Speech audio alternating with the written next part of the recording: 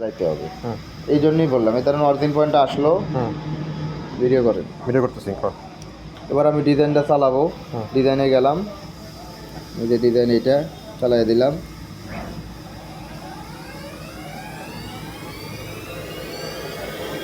চলা শুরু হলে আমরা ক্যান্সেল করে দিই। চলা শুরু হতে ক্যান্সেল দিলাম। এবার কী করবো, সেভ ব্রেক, সেভ করবো।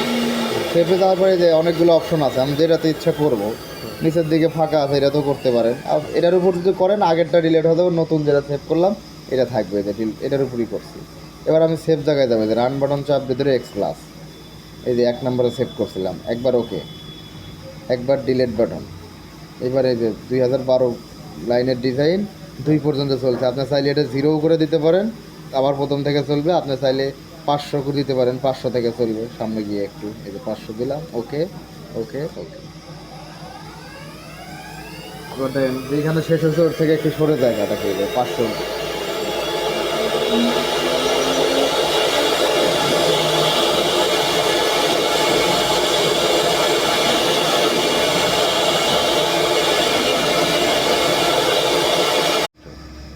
এই মেনু বাটনে যাবেন, মেশিন সেট আপ, পালস, এই যে এটা হলো পালস। এটা যদি কোনো কারণে নষ্ট হয়ে যায়, এলোমেলো হয়ে যায়, তখন আপনি এই যে ডিলিট বাটনে চাপ দিয়া এই যে লেখার অপশন আসবে।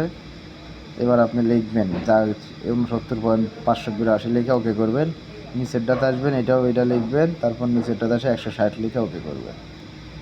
এটা হচ্ছে টেবিল সাইজ।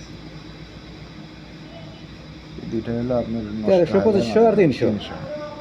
2-3 সেকেন্ড চলার পরে আপনি এই যে ক্যান্সেল করে দিবেন, দিয়ে সেভ ব্রেক আসে না, সেভ করবেন। করার পরে দেখবেন এটা টোটাল 5000 পয়েন্টের। এই পর্যন্ত আসলে কত, ধরেন যে 3000 কাটছে, তাহলে আপনি 3000 দিয়ে দেখেন। যদি দেখেন এইখানে কাটছে, তাহলে 3500 করেন, তাহলে দেখবেন এইখানে আসবে, কাটা শুরু আর করবেন। ওটা করতে চাপতে হবে কি, রান দিয়ে রান দিয়ে X+, রান দিয়ে X+। তারপর এই ডিজাইন হ্যাঁ, সেভ তো করছেন, নাকি ভিডিও তো করছেন, এই সেই ডিজাইন একবার ওকে দিবেন। দেওয়ার পরে এইরকম অবস্থা আসবে, তখন দিতে হবে আপনাকে একবার ডিলিট বাটনে চাপ, লেখার অপশন নিয়ে আসতে হবে। এই যে এবার ডিলিট বাটনে যখন চাপ দিলাম, তখন দেখেন আসলো কি, এই যে লেখার অপশন আসলো। এত এত ডিজাইন, এখন আমি যা খুশি লিখতে পারবো। আমি চাই এখানে 2000ও দিতে পারবো, 2012 আছে, কারণ 1500 দিতে পারবো, 2000ও দিতে পারবো, 2012ও দিতে পারবো, তাহলে শেষ পর এই যে 1500 দিলে 1500 থেকে কাটা শুরু করবো। ঠিক আছে।